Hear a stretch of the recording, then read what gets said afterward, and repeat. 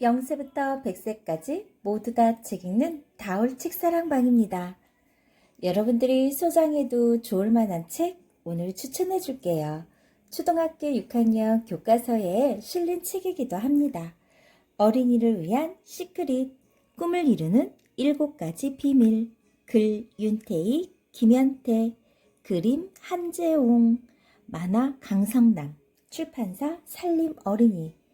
이 책을 읽으면 여러분들이 꿈을 향해 한 발짝 더욱 다가설 수 있는 비밀의 방법이 들어있대요. 어떠한 방법들이 들어있는지 우리 함께 들어봐요. 세상을 살다 보면 부모님이 가르쳐주지 않은 것, 선생님이 가르쳐주지 않은 것, 친구들이 가르쳐주지 않은 것, 혼자 무언가 풀고 싶을 때 그 풀 수 있는 방법이 바로 책이랍니다. 여러분들은 책을 통해서 한번 알아보세요. 어린이를 위한 시크릿, 꿈을 이루는 7가지 비밀. 어린이를 위한 시크릿은 꿈을 이루는 비밀 찾기래요. 어린이들이 갖고 있는 가장 큰 힘은 무엇일까요? 그것은 무한한 꿈과 가능성이래요. 그래서 원하는 것은 무엇이든 될 수 있고 무엇이든 이룰 수 있는 가능성이 여러분에게 있는 거죠. 안 된다는 생각은 어른들이 만든 장애물입니다. 어린이에겐 이러한 장애물이 없어요. 설사 장애물이 있다 할지라도 훌쩍 뛰어넘을 수 있는 힘이 여러분에게 있습니다. 마음 먹으면 안 되는 것이 없다. 이 말은 바로 여러분들을 위한 말입니다. 자, 한 가지 예를 들어 줄게요. 인도에서 코끼리를 훈련시키는 과정을 보면 처음에 어린 코끼리를 오렌지색 줄로 나무에 묶어둔대요.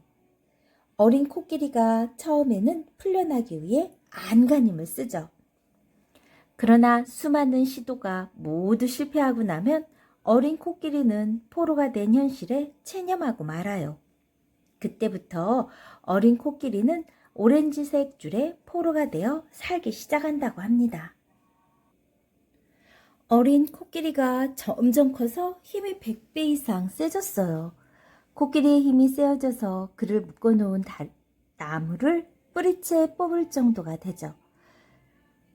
그러나 주인은 코끼리를 다스릴 수 있는 비장의 무기가 있어요.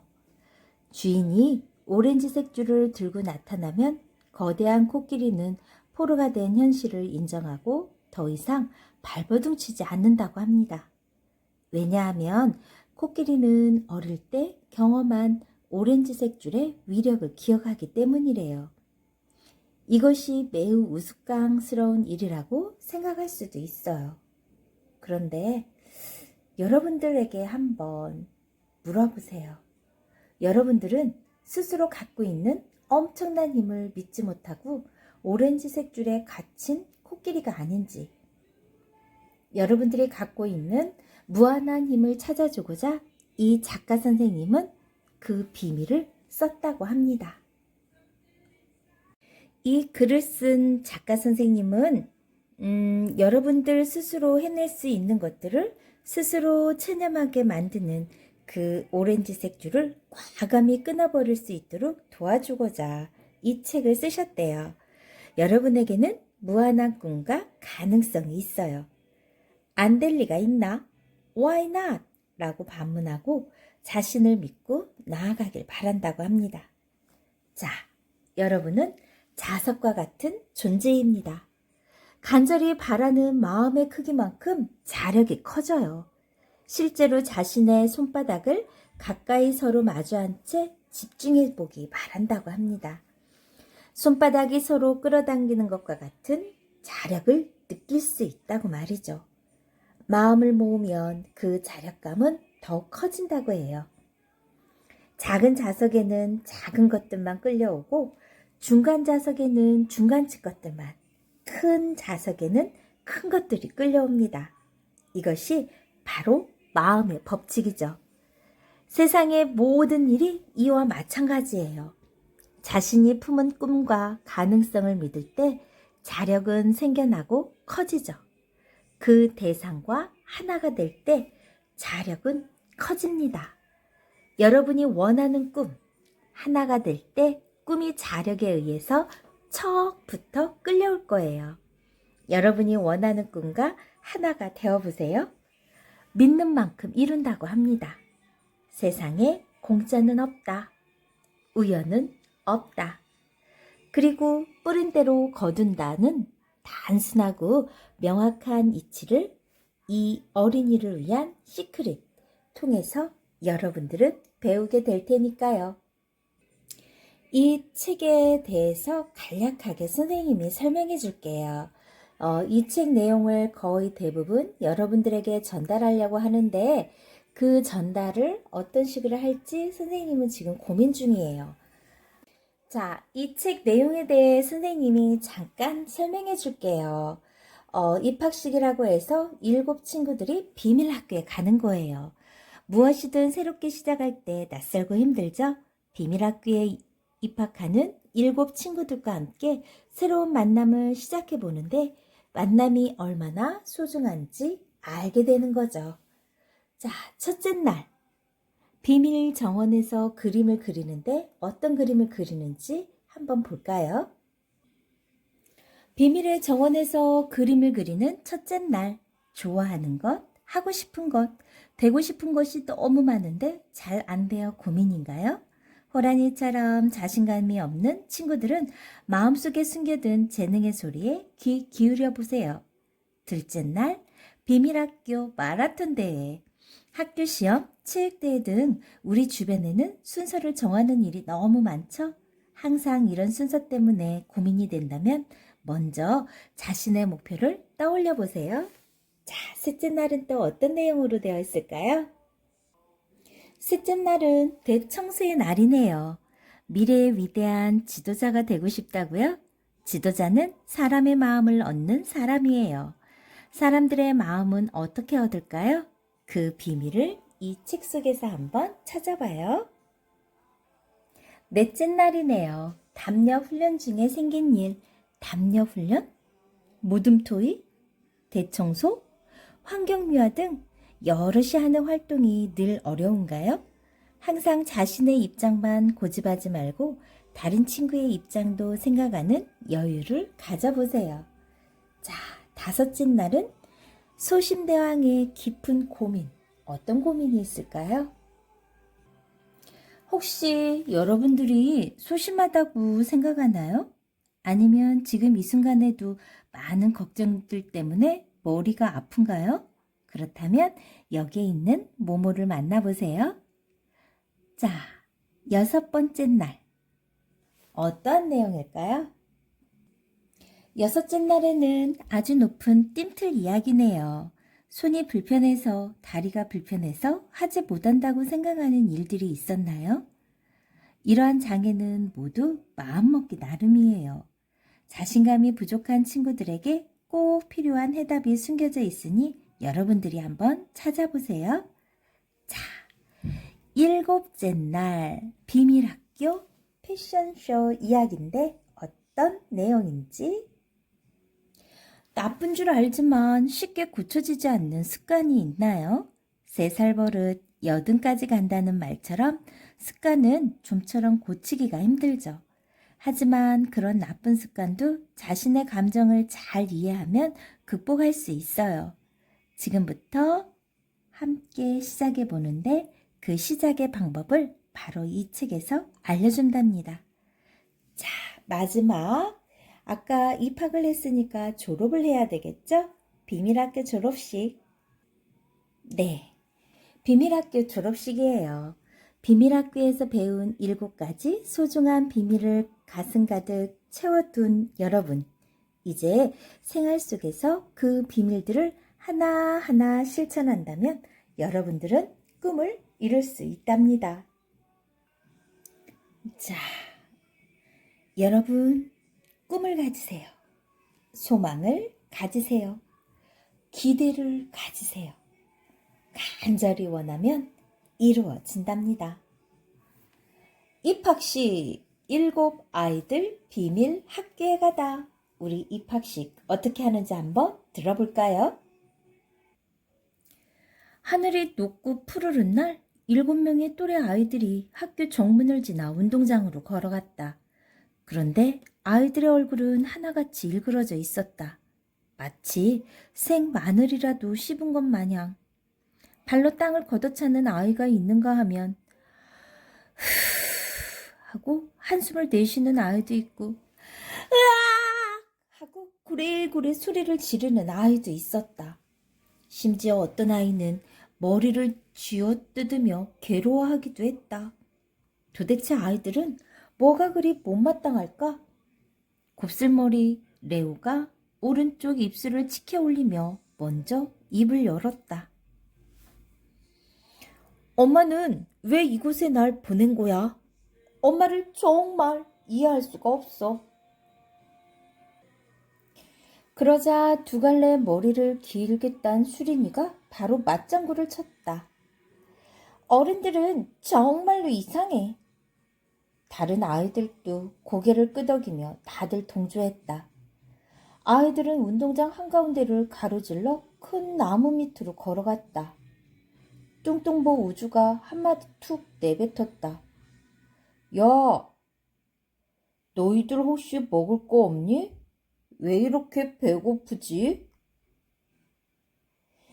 우주 넌 매일 먹을 것 타령이냐? 도대체 네 뱃속엔 뭐가 들었냐?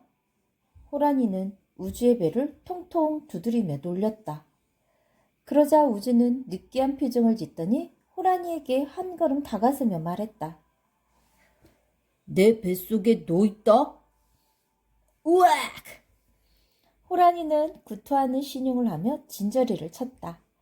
그 모습이 어찌나 우스운지 아이들은 하하하 호호호 웃으며 즐거워했다.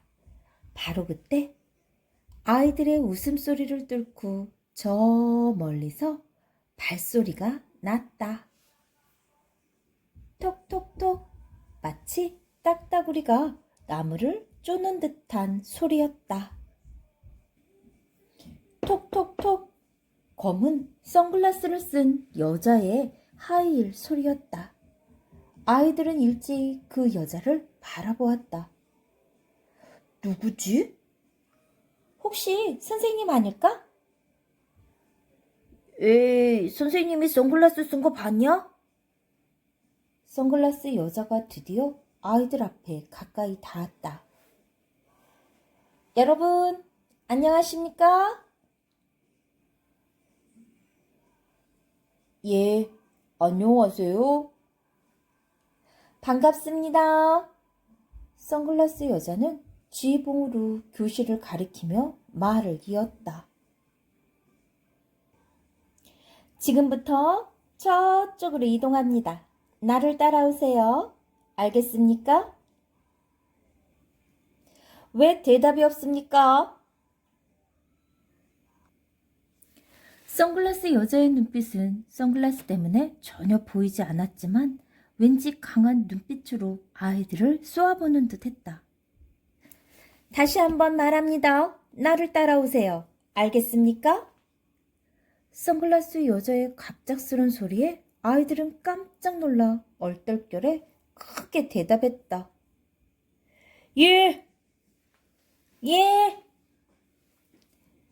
선글라스 여자를 따라 아이들은 교실로 향했다. 복도가 꽤 길었다. 복도 끝에 선글라스 여자가 멈췄었다. 다 왔습니다. 교실로 들어가세요. 아이들은 교실 안으로 들어가길 망설였다. 그 이유는 교실 문에 용과 뱀이 어우러진 문양이 뚜렷하게 새겨져 있었기 때문이다. 낯설기도 하고 한편으로는 좀 무서운 생각이 들었다. 어서 들어가세요. 다들 망설이고 있을 때 레오가 손잡이를 잡았다. 내가 열 테니까 따라 들어와. 알았지? 그래, 알았어. 레오가 문 손잡이를 힘껏 밀었다. 휙! 바로 그때 교실 안에서 아주 강한 회오리 바람이 불어왔다. 내 몸이 날아갈 것 같아. 아이들은 다리에 힘을 주며 힘껏 버텼다. 잠시 뒤 회오리 바람이 멈췄다. 휴. 아이들이 안도의 한숨을 내쉴 틈도 없이 이번에는 강렬하고 하얀 빛이 쏟아져 나왔다. 으아, 앞이 하나도 안 보여. 너무나 눈이 부셔 도저히 앞을 쳐다볼 수가 없어.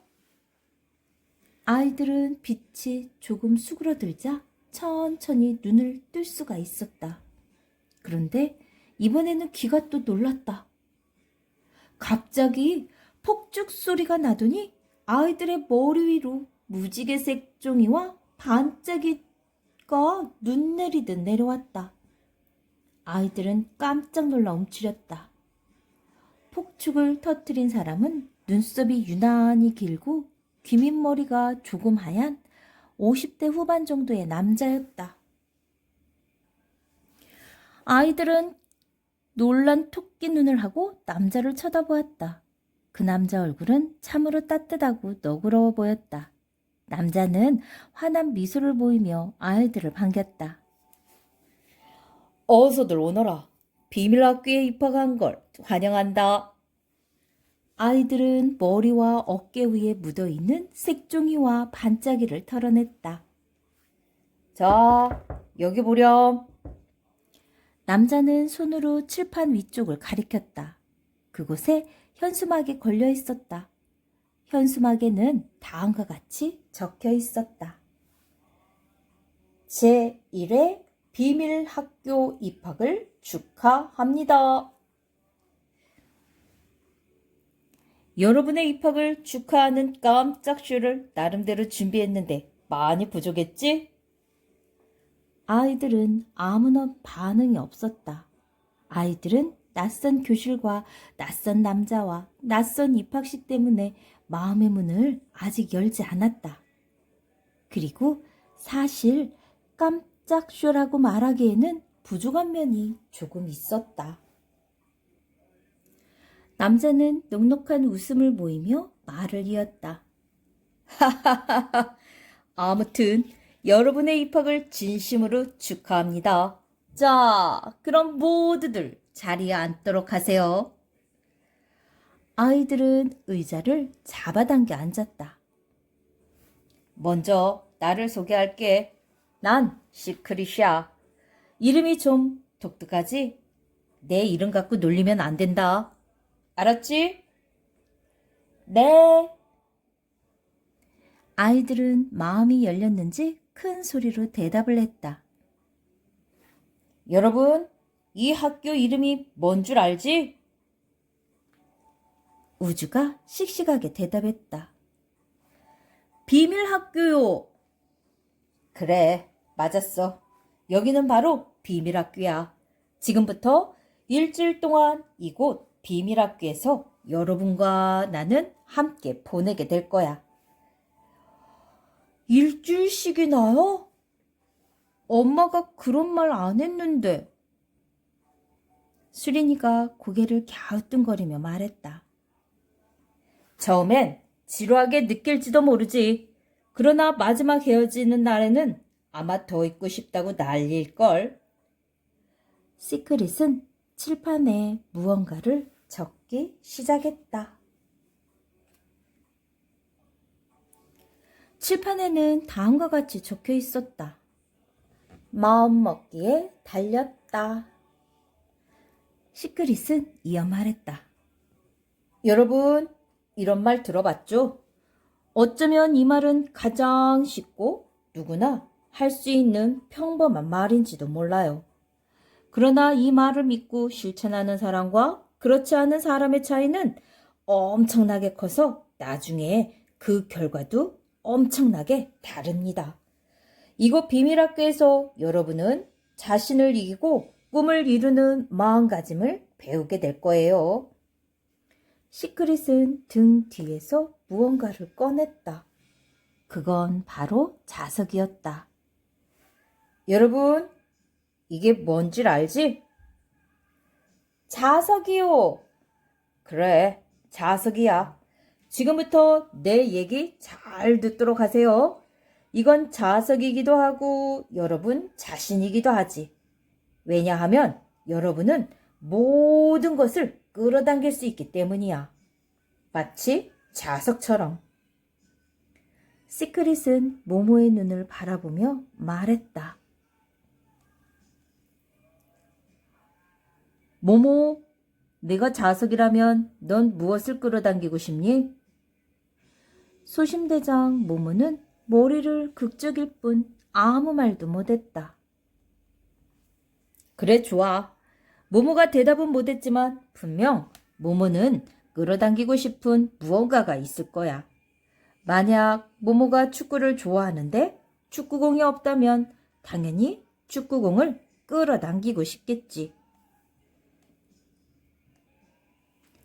시크릿은 잠시 말을 멈추고 레오, 진우, 수린, 모모, 호란, 우주, 제노를 보며 한 명 한 명 눈을 일일이 마주쳤다. 그리고 다정한 미소를 지으며 말했다. 난 일주일 동안 여러분과 함께 지내면서 여러분이 끌어당기고 싶은 것, 즉 간절히 원하는 것을 다 얻을 수 있도록 도울 생각이야. 그래서 일주일 뒤 변화된 자신의 모습을 보고 기뻐하며 집으로 돌아갈 수 있었으면 한다. 이상 입학식을 마치겠다. 아이들은 시크릿의 말을 전부 이해할 수 없었지만 뭔가 새로운 변화가 올 거라고 짐작할 수 있었다. 그리고 아이들은 마음속에 작은 꽃망울들이 톡톡톡 터지는 듯한 설렘을 느꼈다. 드디어 비밀학교의 첫날이 시작되고 있었다. 첫째 날, 재능의 비밀. 재능은 하늘이 준 선물이야. 하지만 억지로 찾으려면 보이지 않는 게 재능이기도 해. 내 입 크로바처럼. 그래서 자신을 믿는 게 중요해. 나는 재능이 있다. 나에겐 내 입 크로버가 있다. 꿈을 이루기 위해 찾아야 할 재능은 늘 자기 안에 있는 법이거든. 자, 첫째 날, 비밀의 정원에서 그림 그리기. 어떠한 이야기가 펼쳐질까요? 비밀의 정원에서 그림 그리기. 시크릿이 납작한 화가 모자를 쓰고 교실로 들어왔다.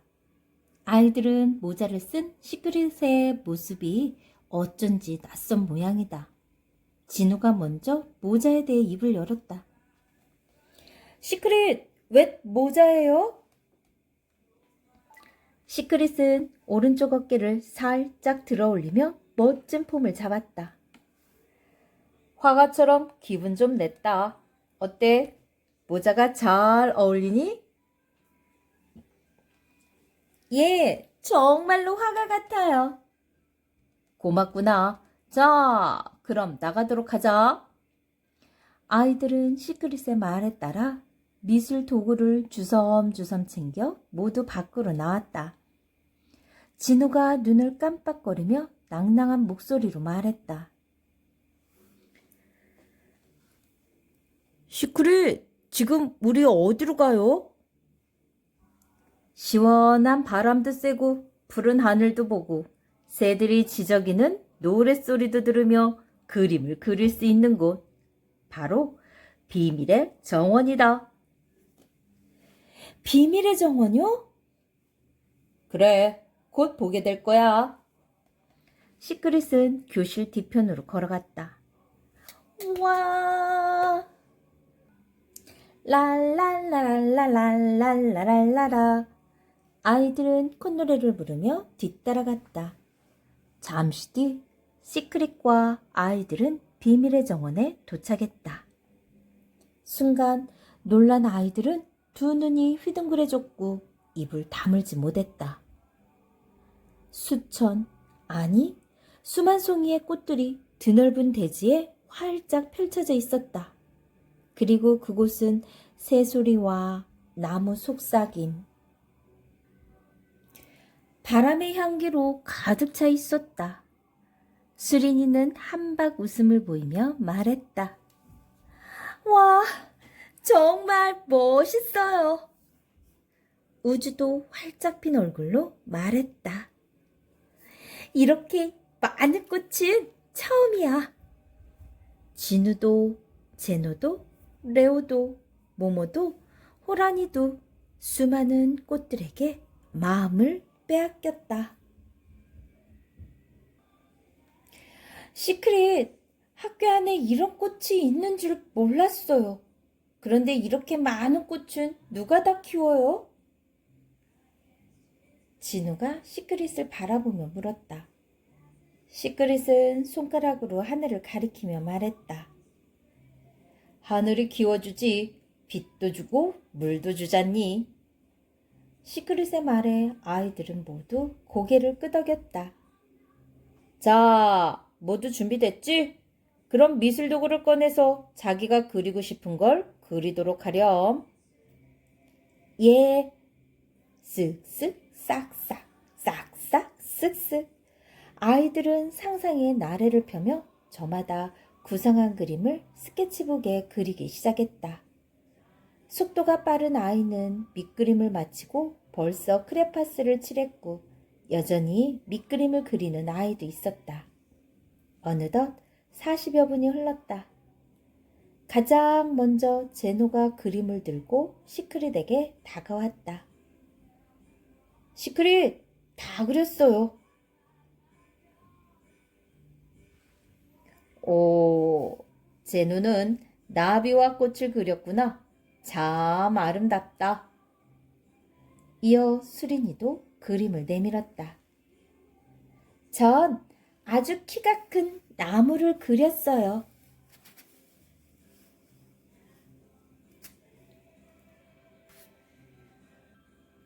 그렇구나.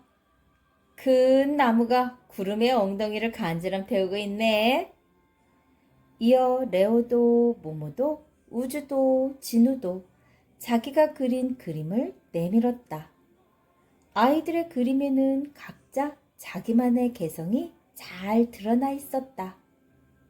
그런데 호란이만 그림을 완성하지 못했다. 아이들은 호란이를 재촉했다.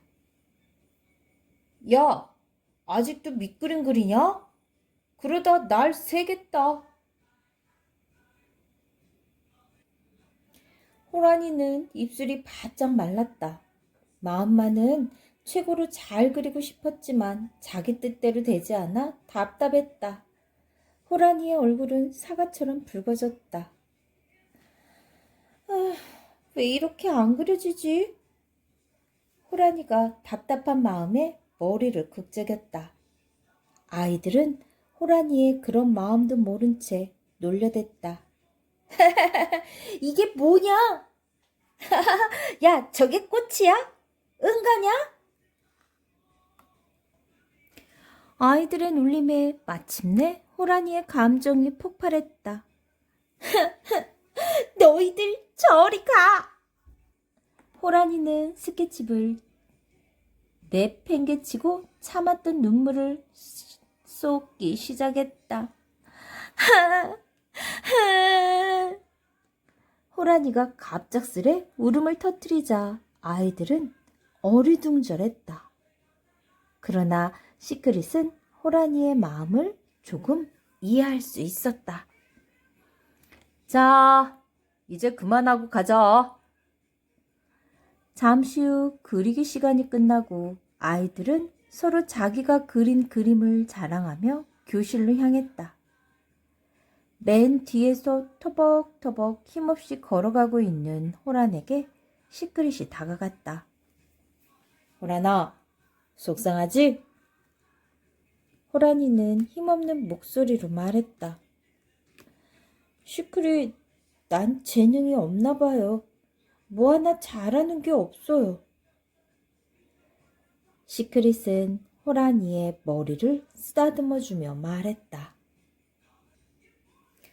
그렇지 않아. 누구에게나 자기만의 재능이 있긴 마련이지.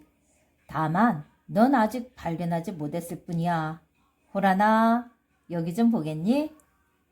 시크릿은 손바닥을 쫙 폈다. 여기 지문 보이지? 사람들은 모두 지문을 가지고 있단다. 그러나 자기와 똑같은 지문을 가지고 있는 사람은 이 세상에 없지. 재능도 마찬가지야. 사람마다 자기에게만 주어진 재능이 있단다.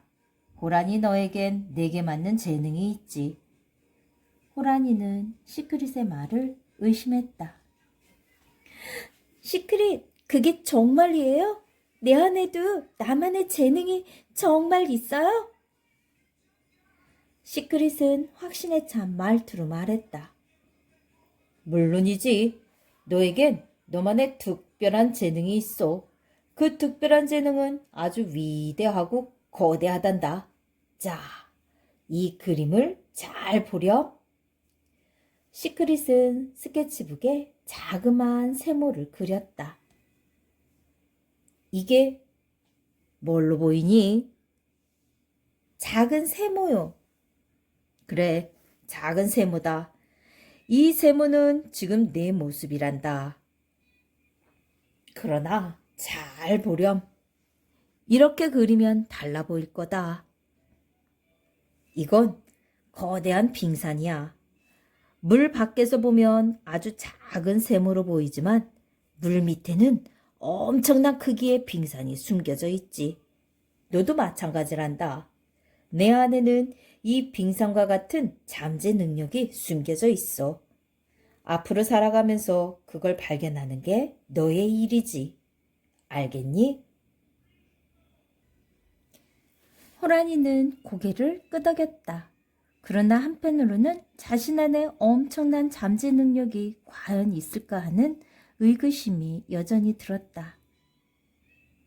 내 안에 그런 엄청난 잠재 능력이 과연 있을까요? 시크릿은 단호한 말투로 말했다. 너 자신을 믿으렴. 내 안에 잠재된 힘을 믿으렴. 벼룩의 몸 길이는 보통 3mm인데 그는 최고 33cm가량을 뗄 수 있단다. 이것은 사람이 63빌딩 높이까지 뛰어오르는 것과 마찬가지야. 호란아, 너 벼룩에게 지고 싶니? 난 호란이가 벼룩보다 훨씬 더 대단하다고 믿는다. 그렇지 않니? 물론 그렇죠. 호란이는 입술을 손가락으로 살짝 잡아당기며 말했다. 그런데 전 그림을 잘 그리는 친구가 있으면 그 친구처럼 그림을 잘 그리고 싶고, 영어를 잘하는 친구가 있으면 그 친구처럼 영어도 잘하고 싶어요. 피아노를 잘 치는 친구가 있으면 나도 피아노를 잘 치고 싶고, 모두 다 잘할 수 있는 방법은 없나요? 시크릿은 미소 지으며 말했다. 물론 다 잘하면 좋겠지. 그러나 인간은 모든 것을 다 잘할 수는 없단다. 괜히 남의 흉내를 내기보다는 자기가 가장 잘 할 수 있는 걸 찾는 게 더 현명한 일이지. 자, 이야기 하나 해줄게. 강아지 한 마리와 나귀 한 마리를 기르는 집이 있었어. 강아지는 밖에서 주인이 돌아올 때마다 꼬리를 치며 친근하게 짖어댔지. 주인은 자신을 반겨주는 강아지가 참으로 귀엽고 예뻤단다. 허허허, 귀여운 내 강아지. 네가 좋아하는 소세지다. 어서 먹어라. 이를 지켜보던 나귀는 마음속에 부러움과 질투심이 생겼어. 주인님은 너무해. 나는 하루 종일 일하는데 매일 채찍질만 하고, 강아지는 아무것도 하지 않는데 예뻐해주고. 나귀는 자신도 주인에게 예쁨을 받기 위해 강아지처럼 행동하기로 마음먹었지. 다음날 나귀는 주인이 돌아올 때까지 기다렸다가 자신도 큰 소리를 내며 가까이 다가갔소. 나귀가 발굽으로 주인의 어깨를 짚고 혀를 내밀자 쥐는 깜짝 놀랐어.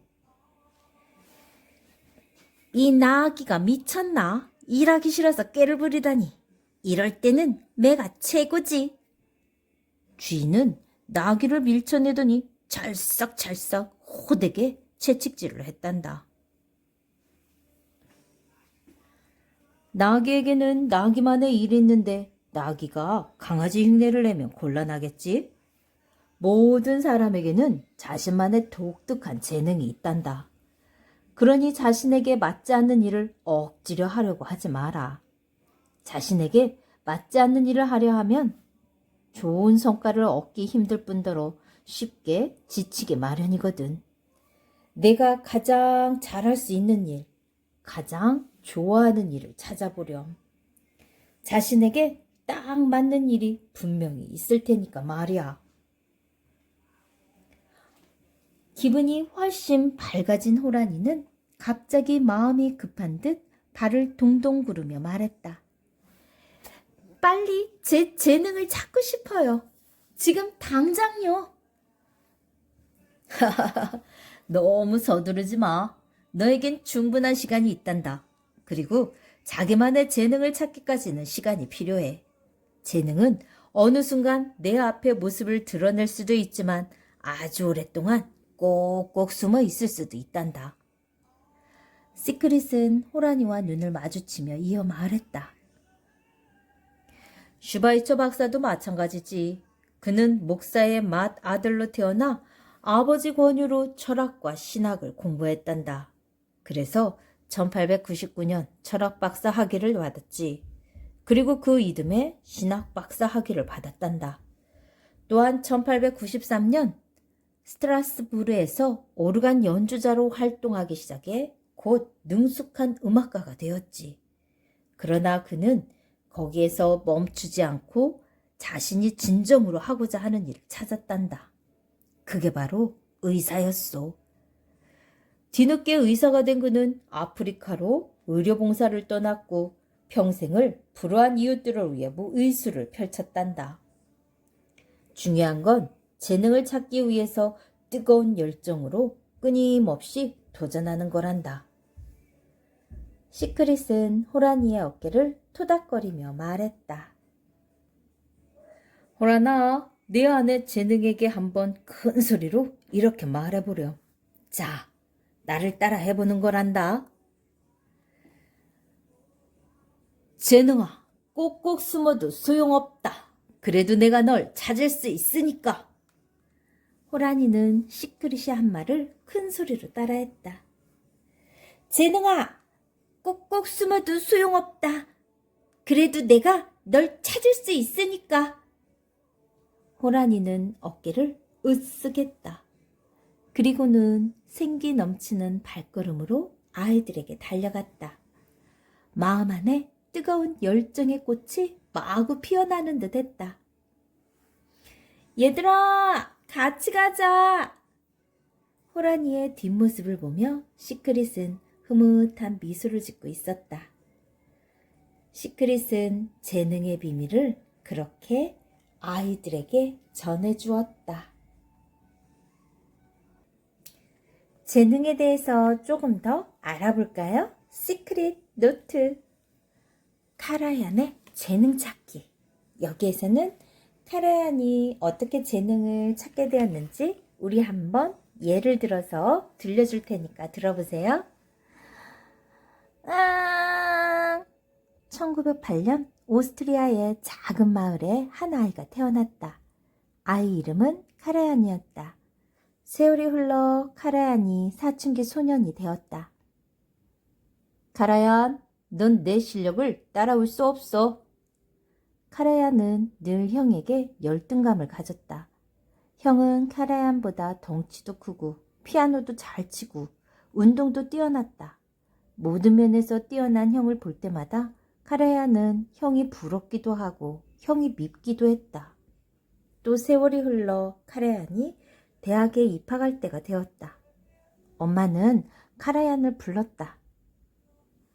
카라얀, 넌 어느 과에 가고 싶니? 카라얀은 망설임 없이 대답했다.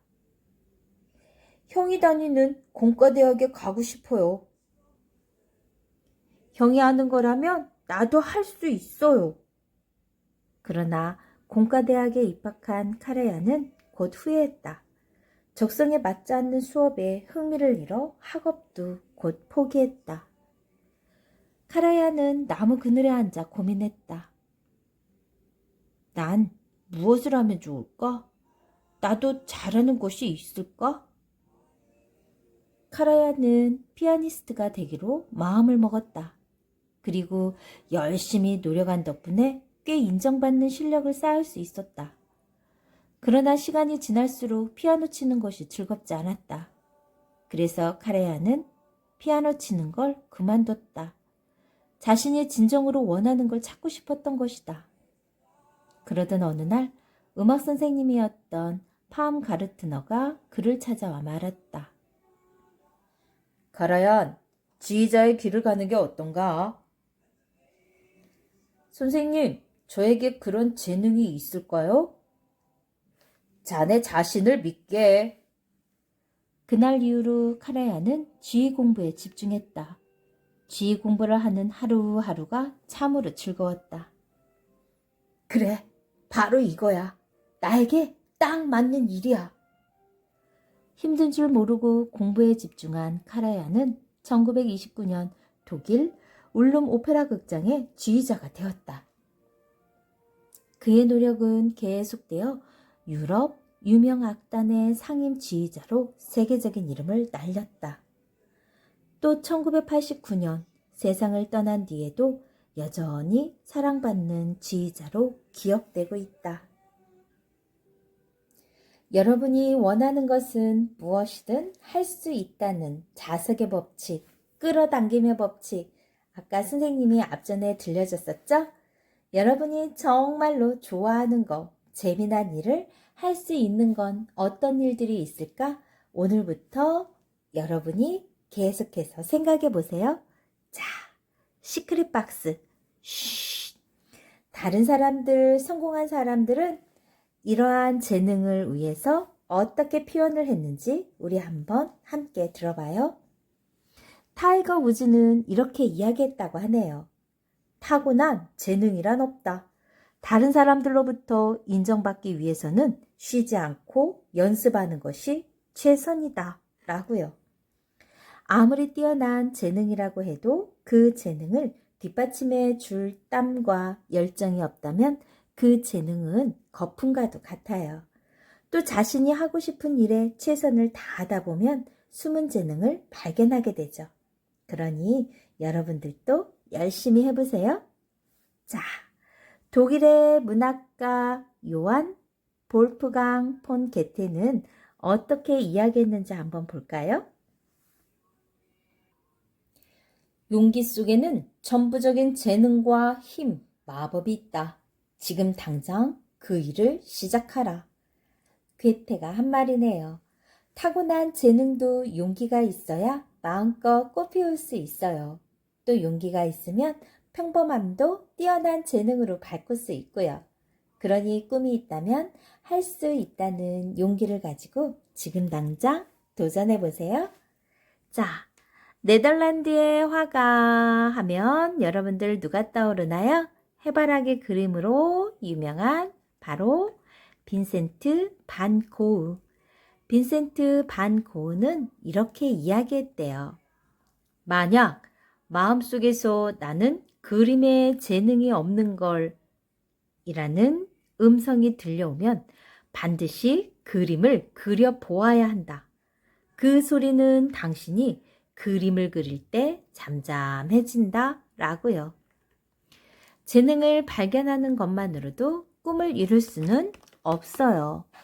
오히려 재능이 기대에 미치지 못해 괴로울 수 있죠. 그럴 땐 마음을 가다듬고 자신의 일에 더 집중해 보세요.